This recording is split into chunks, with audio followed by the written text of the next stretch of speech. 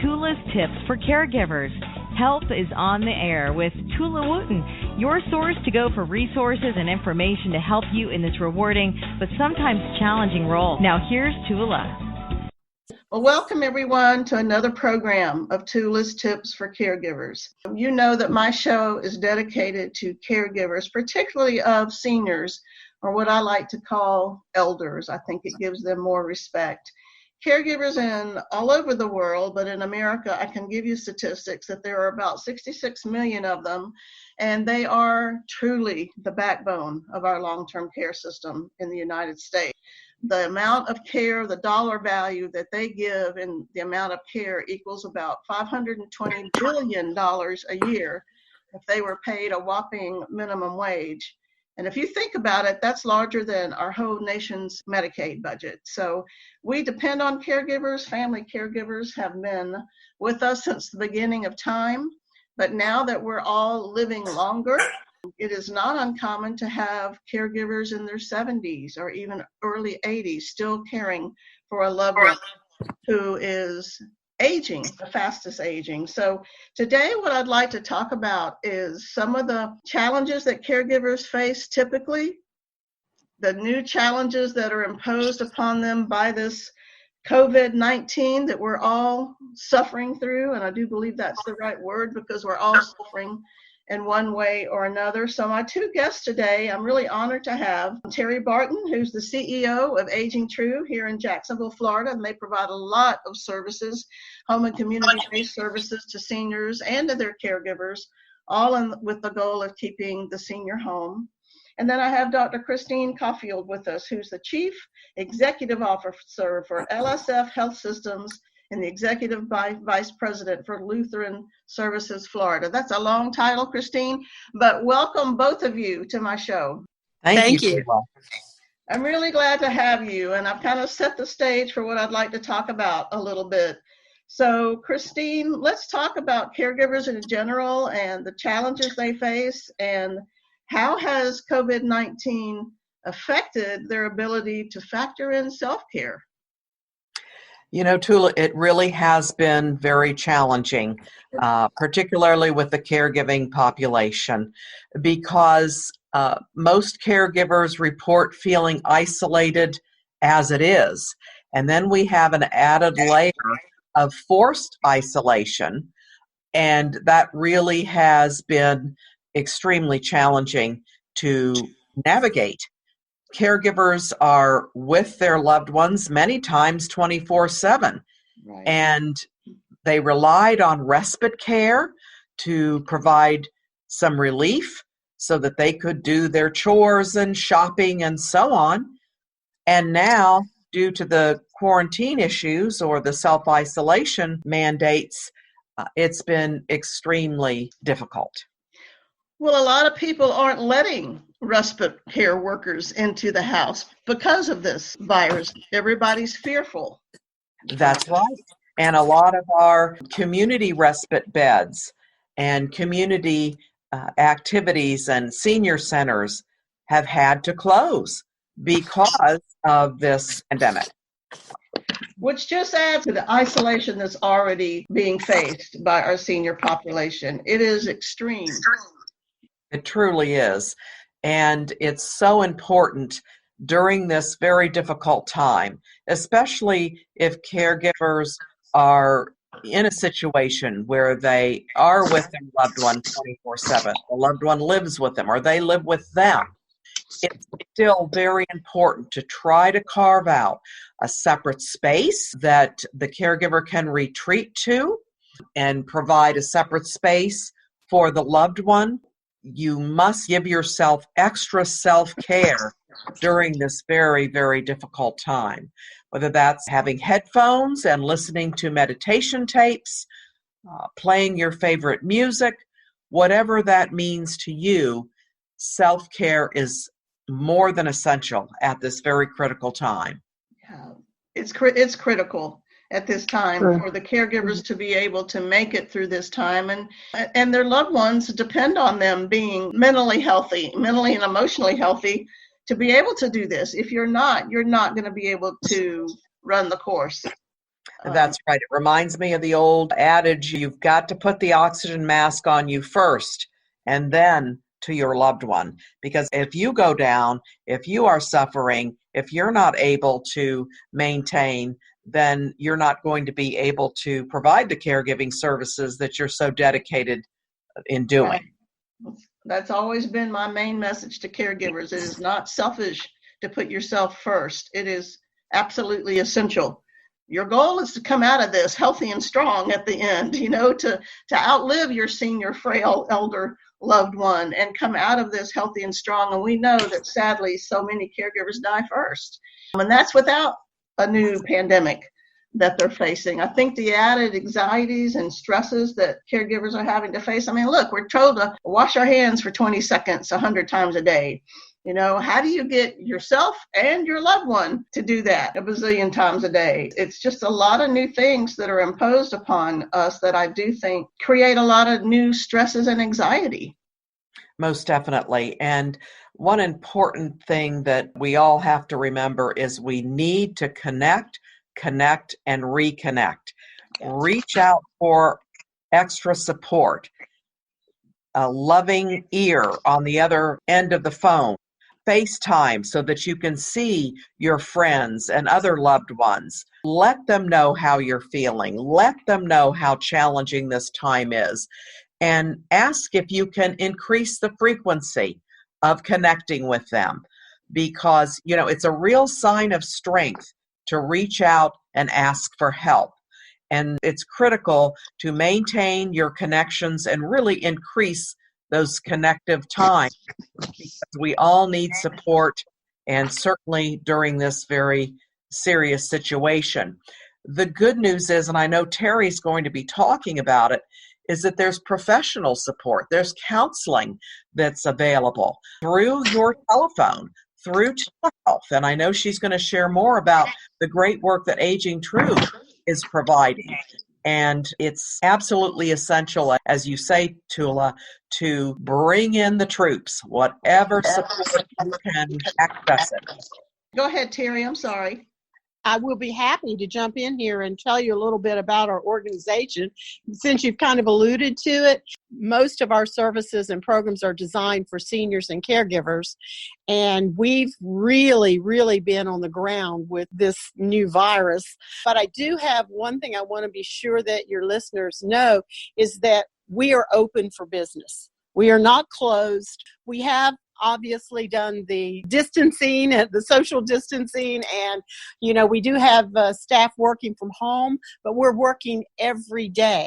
And a lot of our staff are still going into clients' homes. I think that's important especially for people who are very frail and isolated without a caregiver, to know that we are available to them virtually, and we'll talk about that program, but we're also available to them physically. We have staff who will still go in the homes if the family is willing to do that, to provide respite. The only service that was severely impacted that we provide was daycare.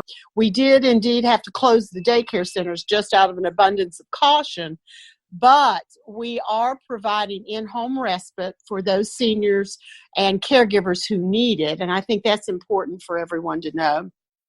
And also that I could not agree with Dr. Caufield more, that staying connected.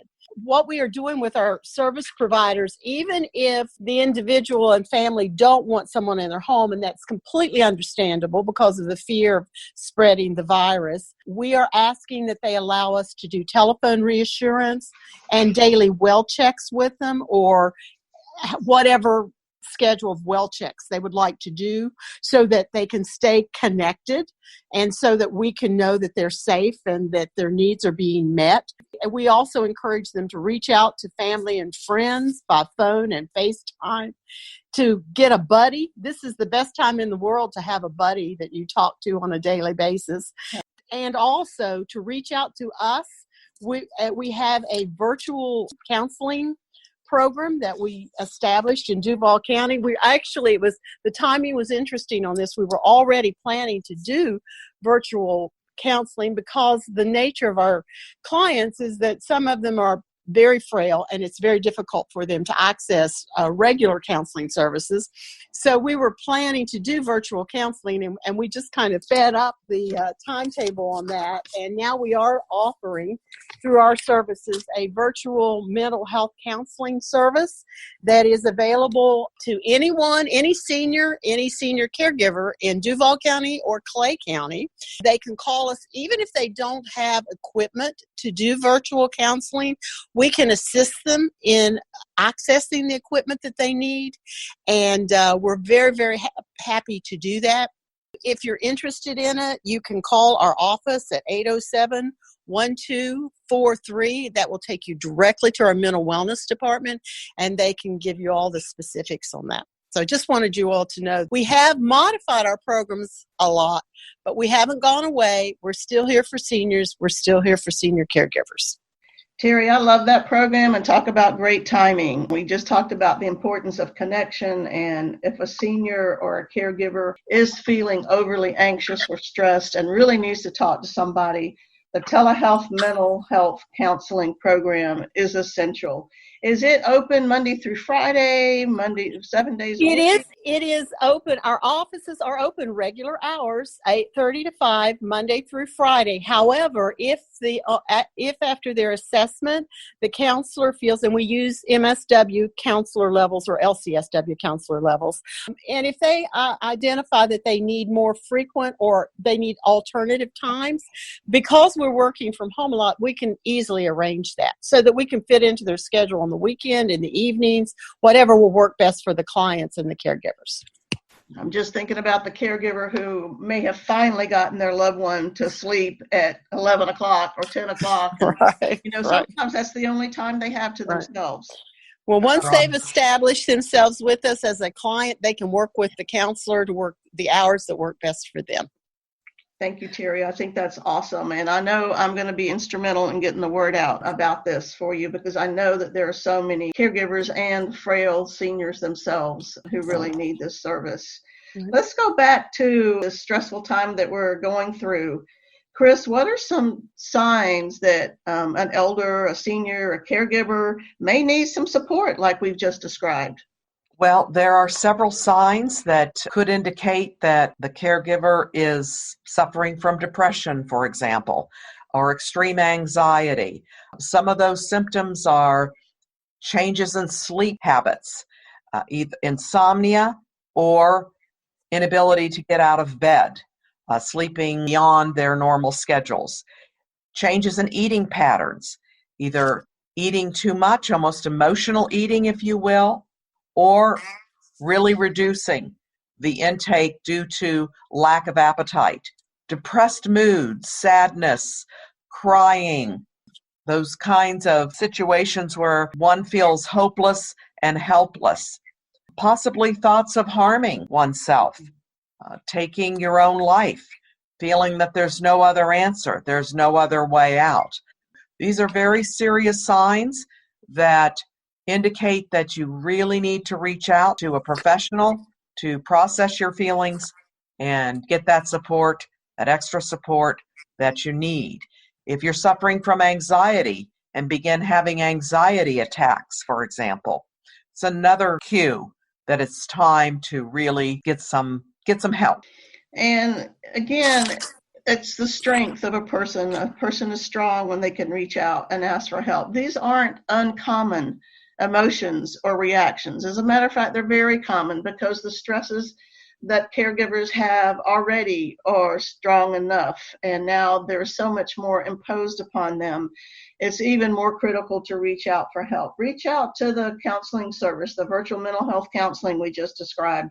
Reach out to your healthcare professional, your doctor, or whoever else you may see. It's time to do that. Don't let yourself get to this situation. Tula, I wanted to share at LSF Health Systems, we have a 24/7 access to care line that is manned by our clinical team. And so if a caregiver at 3 a.m. is feeling overwhelmed and needs somebody to talk to immediately, I want to share our 24/7 access to care line. Please. And that phone number is 1-877 229-9098. That number again is 1-877-229-9098. This is life support for those of you who are out there and struggling, who are feeling increased anxiety, maybe even agitation. Agitation can be a side effect of some of these stuff, because you've got so much on your plate as it is, and now you've got more. And it's just really, really hard to do. So please reach out to these helplines that we've just talked about. Again, it's a very, very difficult time for all of us. Can we talk about some other ways that caregivers can look towards increasing their own self-anxiety? We talked about having your own timeout space, as I call it, your own place to go, whether it's, a mental place that you go in your head and listen to music, or an actual physical place to go to. I know when I was caring for my parents and working full-time, my backyard was my retreat a lot. And even though I'm not a caregiver anymore, it's still my retreat. When life gets stressful, I like to sit back there and look at the flowers and listen to the fountains, something that helps you unwind. And caregivers at this time may have to look at different things to do that help them unwind. They may have to improvise. Any other thoughts on that? Yeah, I think you bring up an excellent point, Tula, in that nature, getting outside if you possibly can. Research is showing that if you can get outside, even just for 10 minutes, it increases the natural feel-good chemicals in our body. It increases serotonin and dopamine by just being outside and breathing fresh air. Also, exercising. You can get on YouTube, on your television, find some exercise videos that you can do right there in the privacy of your own home. They have yoga as well. So anything to stretch and exercise, that certainly also increases the dopamine and serotonin in our bodies. Also, I would add, because there is a certain amount of insecurity and fear that goes with this virus, because they feel like they can't go shopping, they can't get out and do meals. And I just wanted to remind you all that we've delivered more meals since the coronavirus crisis than we had all year. And we continue to increase our meal provision. We're actually working with restaurants now to establish some contracts to deliver restaurant meals. And we're looking to try to deliver as many as 3 meals a day to every senior and caregiver that needs that service, because you still have to you still have to take care of yourself physically through all of this. You have to be healthy. You have to be strong. I couldn't agree with you all more when you say our seniors are strong. They didn't become seniors by not being strong. And I have full faith that, we're going to get through this together by remaining as positive as we can and doing the things that helps ourselves and helps each other, to lean on each other to get through this. Yes, and I found that journaling is also another way to get those feelings of frustration, aggravation, whatever you're feeling, to get it out and through your pen on paper. Keep a journal. You don't have to worry about grammar or these full sentences or spelling. Just whatever is coming to you. Write it down, get it out. There's power in the pen. Also, there is research that shows that keeping a gratitude journal is very, very helpful and healthy for one's mental health. Yes, we are going through very trying times, and there are many, many changes and many disruptions, but there's also things that we can identify that we're grateful for. The roof over our heads, foods being delivered by Aging True, friends that you're connecting with, living in Florida with beautiful weather. Whatever the gratitude that comes to your mind is for that day, if you can write just 3 things you're grateful for every day, it is proven to really elevate mood. It reframes from the fear to the positive, and that I think that's incredibly important right now. I do too, and I think another way that you can refrain for some of that fear is watch less of the news. I started to say turn off your TV, and then I thought, well, maybe it spins me up sometime, and then I have to just think, okay, I can't sit here and ruminate and worry about this. I can't change a thing by doing this and getting all out of shape about it or, worried. When I do feel like I'm going down that road, and I do from time to time, this is a scary time we're going through, I turn to prayer. And I know a lot of people like to meditate, whether it's meditation or prayer, whatever it is that brings you that solace or that feeling that there is somebody besides you getting you through this. I think this is even more of a critical time to do that. It will bring you peace. And I think that's something that we all are really searching for in the middle of this right now.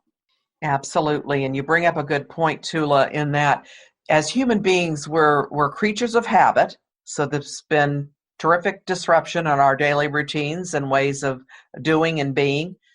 And we also like a sense of control. Yeah. And right now, it appears that everything is out of control. Our daily lives, the world, of unknown issues with the pandemic.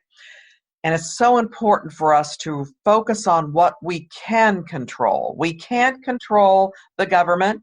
We can't control different world issues with this pandemic.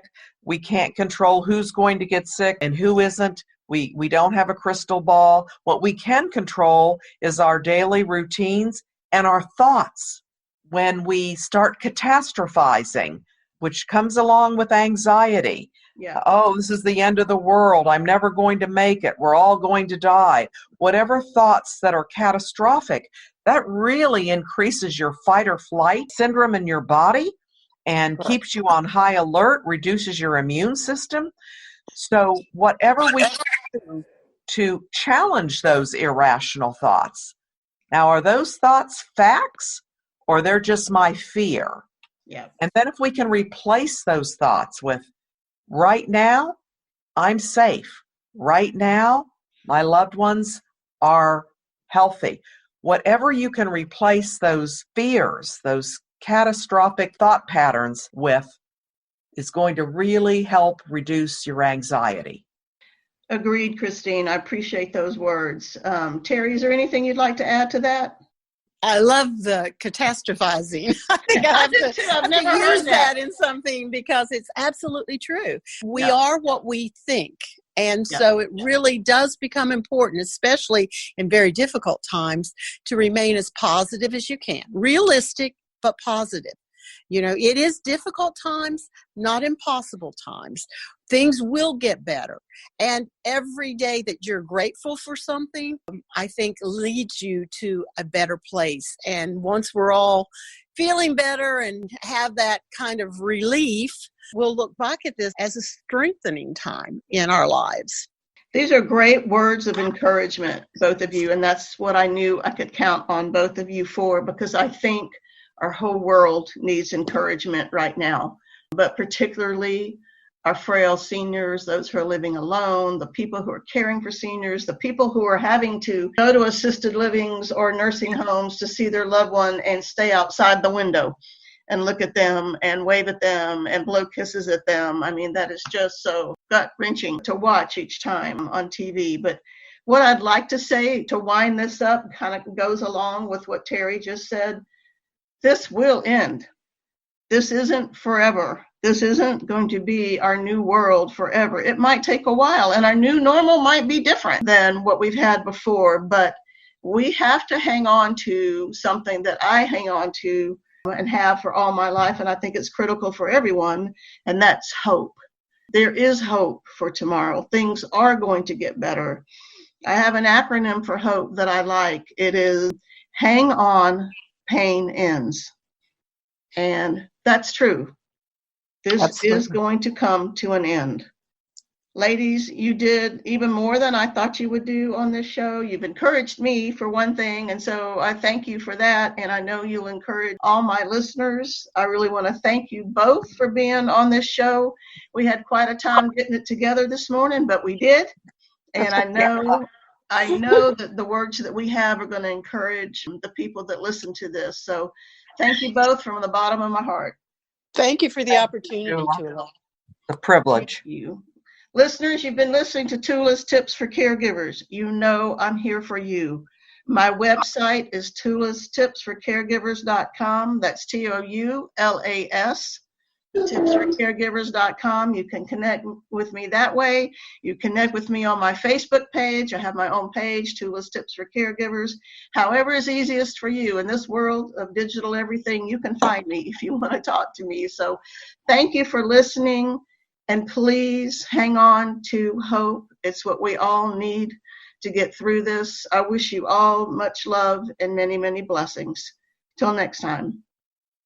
Hi, this is Tula, and I'm here to talk to you about Baptist's new Age Well Institute. Are you caring for a loved one who's 65 or older? Are you a boomer like myself who's caring for a parent? And perhaps your parent has been experiencing some decline in their overall health. Let me highly recommend to you the Baptist Age Well Institute. They have the only real geriatrician here in Northeast Florida who is able to look at the whole person. Their comprehensive approach includes a nurse, a doctor, a social worker, a pharmacist, a dietitian. They have their own physical therapy there. They can work with folks with memory disorders. My goal is to help you, the caregiver, find an organization that can care for your loved one who's 65 or older. I take my own parents there, and I highly recommend the Agewell Institute at Baptist. Please give them a call at 904-202-4243. Again, that's 904-202-4243. You'll be so glad you did.